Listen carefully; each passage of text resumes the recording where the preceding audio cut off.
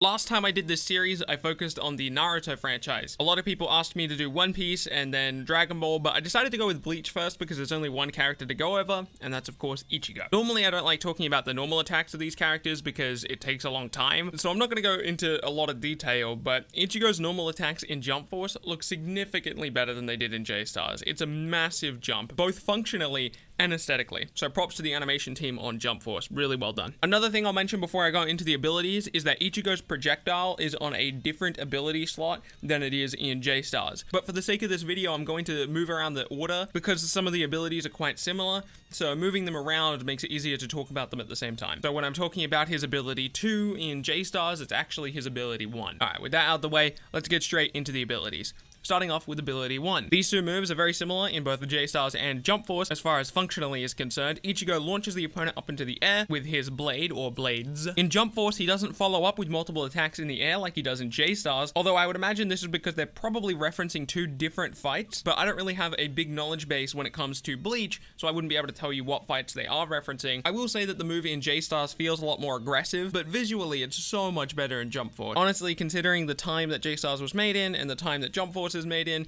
I would consider these two moves fairly similar as far as the quality of said moves. Now, if they were made at the same time, of course, Jump Forces is significantly better, but again, I think the design behind both of these moves was well done. Moving on to ability 2, again, this is a fairly similar move to his one in J-Stars, it's just a projectile. In J-Stars, the projectile goes straight up, it's only a vertical hitbox. However, in Jump Force, it also has a horizontal hitbox, which makes the move significantly stronger. I'm sure there is a couple other differences between the two moves, like speed, damage, block stun, but honestly, the Jump Force move is already 100% better just because of its horizontal hitbox, so I've got to give points to Jump Force here for having just a significantly better move. Projectiles are really important for games like this, and the fact that his projectile is so much stronger in Jump Force has me really excited to play Ichigo. Finally, we move on to his third ability, which is of course the only ability that is actually functionally different to his one in J-Stars. In J-Stars, he has another uppercut thing, which is fairly boring. The reason I say it's fairly boring is because it's almost identical to another move on his moveset, at least aesthetically. It's another big uppercut the opponent into the air move, where he doesn't follow it up with the attacks like he did with the previous move. So it just results in having two moves in the same moveset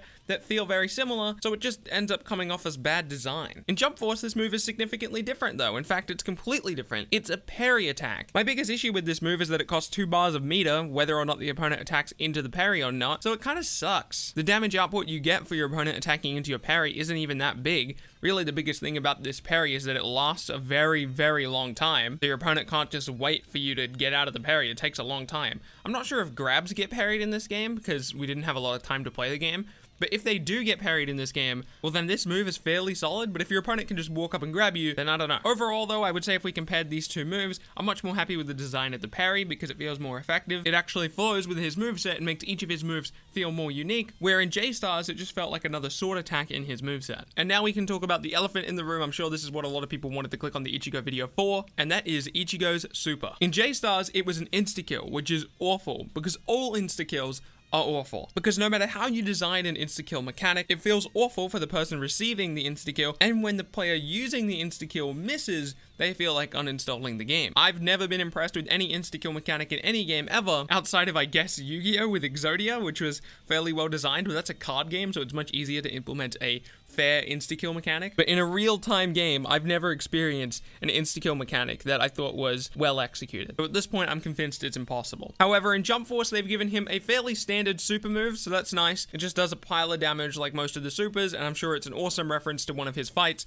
I'm just not familiar with Bleach, so I couldn't tell you which one and why. There's another thing I can't talk about in this video because I don't know much about it, but that's his awakening state in Jump Force. It's significantly different than it was in J-Stars. In fact, it's a big reference to something that happens in the manga, and I have not seen the manga or read about the manga, so I couldn't tell you what that ability is, but I didn't want to try and talk about it in this video when I know I wouldn't be able to do it justice. That's it for Ichigo. A lot of people told me that Ichigo is significantly different in Jump Force than he was in J-Stars, and that's kind of true because each of his moves are different and he has 2 swords now, and his fighting style overall is different, but as far as functionally is concerned, he's fairly similar. His ability 1 is just a combo ender, his ability 2 is just a projectile, his ability 3 is different, he's got a parry now instead of another launching thing, and his super is no longer an insta-kill. That's it. That's all the changes to him. And then, of course, you've got his normal attacks, his grabs, and all that stuff, which is different, but that's the case for every character because, of course, Jump Force is a significantly different game than J-Stars, so they needed new normal attacks. Regardless, I want to thank you guys so much for watching this video. I appreciate the support on this kind of series that I'm doing where I'm comparing the character's moveset